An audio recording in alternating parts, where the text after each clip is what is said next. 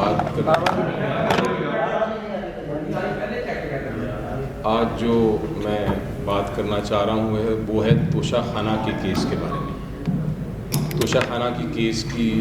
فیصلہ جو election commission of Pakistan ہے وہ 2 بجے ہمیں اطلاع ملی ہے، نوٹس آیا ہے کہ 2 بجے وہ اناؤنس کریں گے، اور فیصلے سے پہلے ہم نے چونکہ کل سے تبصرے ہو رہے تھے تو جو حقائق ہیں اور جو قانون ہے اس کے اوپر اس سے بریفلی آپ کو اور عوام کو آگاہ کرنے کی وجہ سے کے لیے ہم نے یہ پریس کانفرنس کی ہے۔ الیکشن کا جو قانون ہے اس میں ایک شق ہے، اور وہ شق یہ ہے کہ ہر پارلیمنٹیرین نے اپنے اثاثوں کی سٹیٹمنٹ ہر سال جمع کرنی ہوتی ہے، اور وہ جو 30 جون ہر سال کے وقت جو ان کے پاس اثاثے ہیں وہ ان کو ڈکلیئر کرنے ہوتے ہیں۔ اسپیکر صاحب کے پاس ایک الزام لگایا گیا، اسپیکر نیشنل اسمبلی کے پاس ایک الزام لگایا گیا، کچھ ایم این ایز نے لگایا چیئرمین عمران خان صاحب کے خلاف، اور اس الزام میں کے 3 حصے تھے۔ سب سے پہلے تو انہوں نے کہا کہ توشہ خانہ سے عمران خان صاحب نے کچھ تحائف لیے ہیں 2018 میں اور 19 میں، اور ان کو اپنے اثاثوں کی جو سٹیٹمنٹ ہے اس میں اس کا ذکر نہیں کیا۔ اور دوسرا الزام جو بہت بڑا الزام تھا وہ یہ لگایا کہ انہوں نے جو پیسے دینے ہوتے ہیں ان تحائف کے لیے، جو رولز کے مطابق اگر آپ نے خریدنے ہیں تحائف تو آپ خرید سکتے ہیں، وہ پیسے نہیں دیے اور اس کے بغیر انہوں نے یہ تحائف لے لیے ہیں، اسی لیے انہوں نے اپنے اثاثوں سے چھپائے ہیں۔ اور تیسری چیز یہ کہی گئی اس الزام میں کہ چونکہ اس سے ظاہر ہوتا ہے کہ عمران خان صاحب صادق اور امین نہیں ہیں، اس لیے ان کو تاحیات نااہل کر دیا جائے آرٹیکل 62(1)(f) کے تحت جو ہمارے آئین کا ہے۔ یہ اسپیکر صاحب کے پاس جب معاملہ گیا تو انہوں نے نہ خان صاحب کو بلایا، نہ سنا، نہ حقائق دیکھے اور سمجھے، نہ قانون کو دیکھا اور سمجھا، اور سیدھا الیکشن کمیشن آف پاکستان کے پاس بھیج دیا کہ خان صاحب کو نااہل قرار دے۔ جب الیکشن کمیشن آف پاکستان کے سامنے آئے ہم تو سب سے پہلا جو الزام تھا کہ کیا پیسے دیے ہیں ان تحائف کے لیے کہ نہیں، تو ہم نے یہ ثابت کیا اور چلان فارمز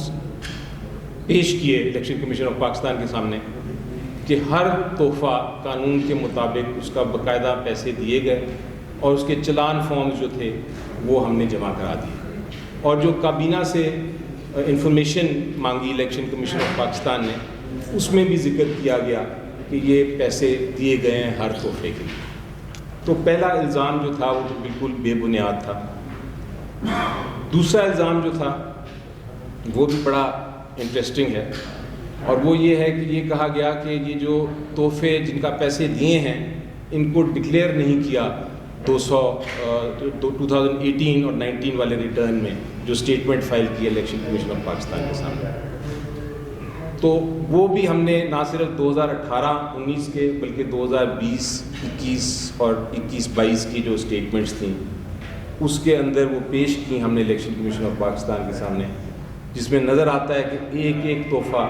جو کہ الیکشن کمیشن آف پاکستان کی سٹیٹمنٹ میں ذکر کرنا چاہیے تھا ہر تحفے کا ذکر کیا ہے، اور جہاں ان کو سیل کیا ان کو اس کا بھی ذکر کر دیا کہ سیل کے جو پیسے ملے وہ اکاؤنٹ میں آئے ہیں، وہ بھی ایسٹ کے ذریعے سٹیٹمنٹ میں ذکر کر دیا گیا۔ اس کے علاوہ جو سب سے ریلیونٹ چیز ہوتی ہے اس میں وہ آپ کا ہوتا ہے جو income tax return, because income tax return میں آپ پورے سال کی ڈیٹیلز دیتے ہیں۔ ہماری ضرورت نہیں تھی لیکن ہم نے وہ بھی 2018 کے، 19 کے، 20 کے، 21 کے، 22 کے جو خان صاحب کی انکم ٹیکس سٹیٹمنٹس تھیں جو کہ ایف بی آر نے ایکسیپٹ کی ہیں، ان کو مانا ہے، اس پہ کوئی کسی قسم کی کارروائی نہیں کی، ان کو بھی پیش کیا، جن سے یہ ظاہر ہوتا ہے کہ انہوں نے پیسے دیے تحائف کے لیے اور پھر ان کو ڈکلیئر کیا انکم ٹیکس ریٹرنز میں ان تحائف۔ تو جہاں تک حقائق کا تعلق ہے اس کیس میں بڑا کلیئرلی واضح طور پہ ہم ثابت کر چکے ہیں انکم ٹیکس ریٹرنز کے ذریعے، چلان فارمز کے ذریعے اور باقاعدہ جو ڈاکیومنٹس ہم نے فائل کیے اس کے ذریعے کہ یہ کسی قسم کی اس میں کوئی ہم نے مس اسٹیٹمنٹ یا مس ڈیکلریشن نہیں کی، اور یہ جو الزام ہیں دونوں یہ بالکل بے بنیاد اور جھوٹے الزام ہیں۔ اسپیکر صاحب نے حقائق دیکھے بغیر ہی الیکشن کمیشن کو بھیج دیا۔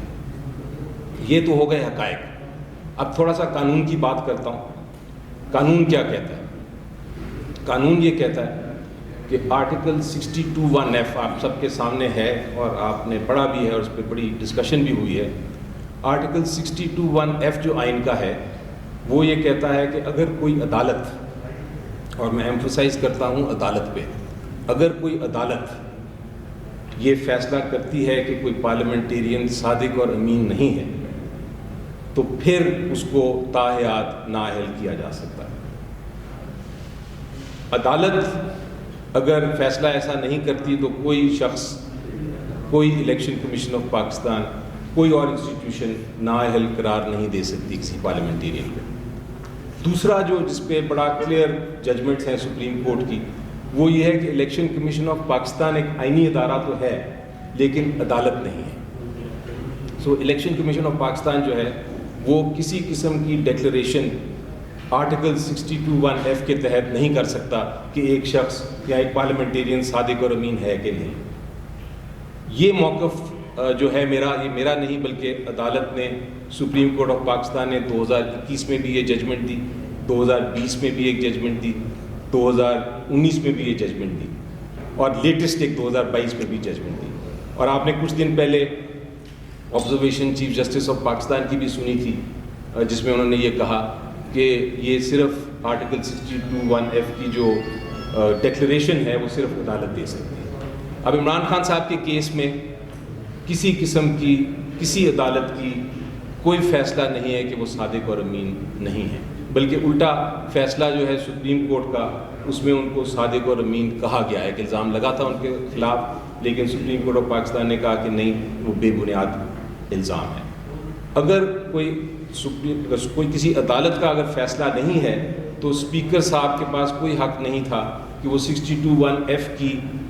کارروائی کرنے کے لیے الیکشن کمیشن آف پاکستان کو بھیجیں، اور اسی طرح الیکشن کمیشن آف پاکستان چونکہ عدالت نہیں ہے وہ ڈیکلریشن نہیں کر سکتی۔ تو یہ ہے دوسرا قانونی نقطہ جو بڑا کلیئرلی ہم نے اس کیس میں، اس لیے میری نظر میں آج جو 2 بجے فیصلہ آئے گا انشاءاللہ